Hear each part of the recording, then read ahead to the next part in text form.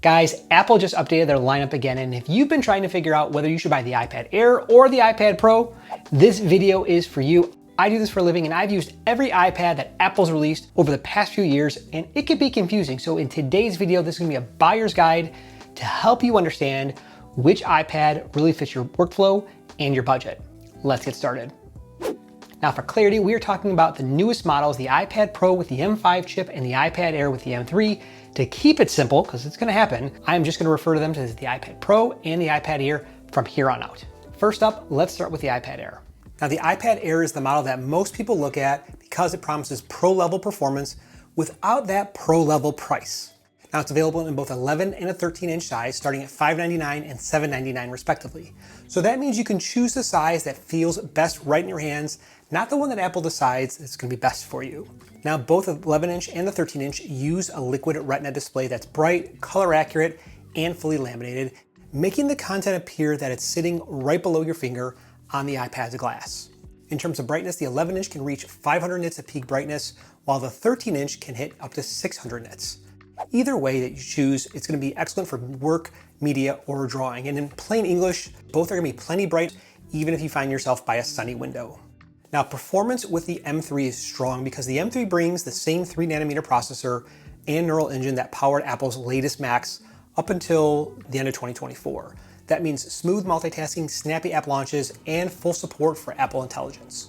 It also works with the new Magic Keyboard for the iPad Air, as well as the Apple Pencil Pro, and this is going to give you haptic feedback, squeeze gestures, and barrel rotation. Now you can still use the lesser expensive USB-C Apple Pencil if you just want to take notes or mark up PDFs. It's a great experience, and it's maybe like $50 cheaper. Storage runs from 128 gigs up to 1 terabyte, and whether you choose the 11-inch or the 13-inch, you're going to get 8 gigs of RAM. Now both models will effortlessly handle multitasking, Stage Manager, external displays over USB-C, without even breaking a sweat. Connectivity is solid here too. You get Wi-Fi 6E, Bluetooth 5.3, and the option to add 5G if you wanted to for an extra $100 or $120. I think it's well worth it depending on how long you're going to keep your iPad, because you just never know how your needs will change. But you can turn it on and turn it off. Now battery life is rated about 10 hours, which matches the usage I've seen on the 13-inch iPad Air in everyday scenarios.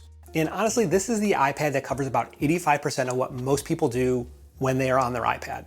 Think portability, capability, and affordability. Now, speaking of capable, hit subscribe if you want to get more videos just like this one to help you choose the right gear. Now let's talk about the M5 iPad Pro, Apple's newest flagship model.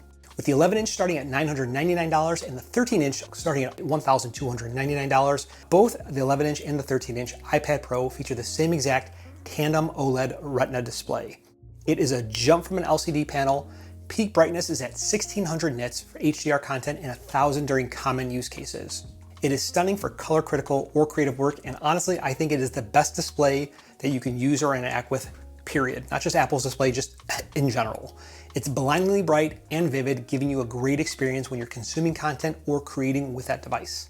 Now, what's new with this year's iPad is the M5 chip. It adds faster CPU and GPU cores, plus a new neural processing cluster that doubles AI performance. Now, if you're editing video, like Final Cut, or maybe creating multi-layer graphics in Photoshop, you're gonna feel the difference here. Now, unlike the iPad Air, which only has 8 gigs of RAM across all models, the iPad Pro steps it up with 12 gigs of RAM in the 256 and 512 gig versions, and they have 16 gigs of RAM in the 1 terabyte and the 2 terabyte models. Apple also bumps up the number of your CPU cores from 9 to 10 on those higher storage configurations, and this even unlocks the optional nano texture display for an extra $100. Now, I didn't purchase the nano texture display on either of my two iPad Pros. It does cut down the light and glare when you're using it, though for me, it's not really a value add. You let me know if you like that down in the comments below. It just depends on how you use the iPad. Now, I'm not gonna get too much into speeds and feeds, synthetic benchmarks, Geekbench, things like that, because Apple would have you believe that these numbers tell the entire story, which is absolutely not the case. And with iPadOS 26 new multitasking and window management, the 13-inch iPad Pro finally feels like a true laptop replacement. Apple also refreshed the Magic Keyboard last year with a thinner aluminum deck, function row, which we've been waiting for a long time, larger trackpad, and a sturdier hinge that feels closer to a MacBook. Both in typing feel and cost, it is still pricey, but it transforms how you use the device. Just like the iPad Air, the iPad Pro works with the Apple Pencil Pro, and the reason why that matters here is that for artists, designers, or editors, it's gonna be unmatched because you're gonna get fast refresh rate display. Compared to the iPad Air, you're getting 120 Hz refresh rate on the iPad Pro, which makes a difference when you're drawing, editing, because of the number of cycles, the number of times that the display will refresh when showing you information.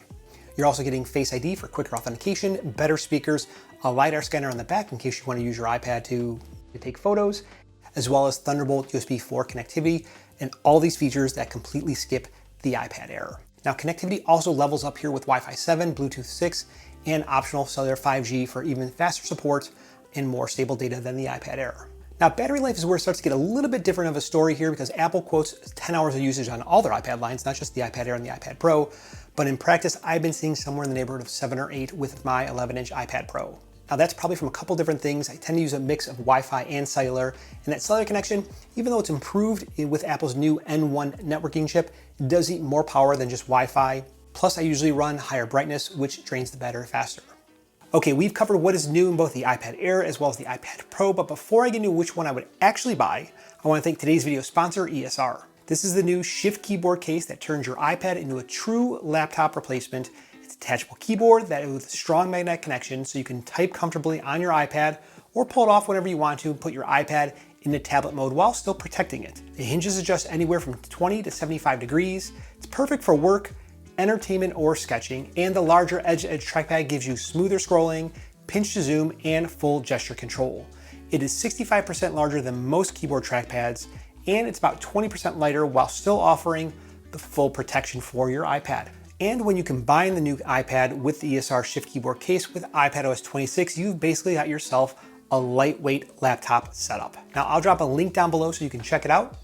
All right, now let's talk about which iPad I would buy if I were you. If you're a student, writer, casual creator, I think iPad Air is the perfect starting point for the purchase decision. You get near pro performance, great battery life, and support for the same new accessories at a more digestible cost. If you are a photographer, videographer, or a heavy creative pro, I think the M5 iPad Air justifies the extra cost. It's faster, brighter, and built for more serious workflows, and that OLED panel alone is going to make the difference if display quality matters most to you. There are a couple other things that make the M5 iPad Pro stand out even more in my opinion.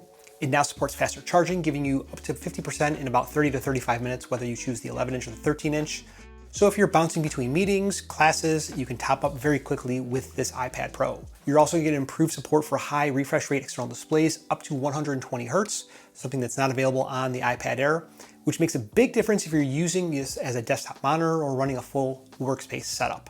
Budget aside, it comes down to how you plan to use it. The Air is the smarter, more balanced pick for a majority of people, while the Pro is the more aspirational choice, but only if you actually plan to use its power or you've got the money to spend and you just don't care. Now here's a quick recap. iPad Air, best value, M3 chip, 11 and 13-inch sizes, supports Apple Pencil Pro, Magic Keyboard, Bright LCD, starting at $599 from 128 gigs to 1 terabyte. iPad Pro, faster chip, best-in-class display, Face ID, better speakers, faster ports, starting at $999 from 256 gigs to 2 terabytes. Now, if you want the most capable iPad for use every day, get the iPad Air. If you want the best tablet that Apple's ever made and you plan to push it hard, go with the iPad Pro. Links to the best prices and accessories are down in the description below. And one more quick mention for ESR, if you're picking up either the iPad Pro or the iPad Air, they have this brand new Ultra Fit Amorite screen protector, which is a must-have in my opinion. It's completely dust and bubble free thanks to the included Ultra Fit tray, so you can drop it in, close the lid, and get a perfect install in a matter of seconds. It's idiot proof, I did it, and sometimes I think I'm an idiot. It also is 7 times stronger than regular screen protectors, and you get serious drop protection without losing the smooth glass feel. Touch response stays instant, Apple Pencil tracking feels natural, and the screen stays crystal clear, no residue. I'll leave a link down to that as well as everything else in the video description. Now, if you're not sure which one to buy, I have a video up here that will help you choose whether you want the 11-inch or the 13-inch and why bigger is not always better. And the YouTube thinks that you're gonna love this video down here, which you should definitely watch next. Guys, my name is Mike. Thanks for watching, and I'm out of here.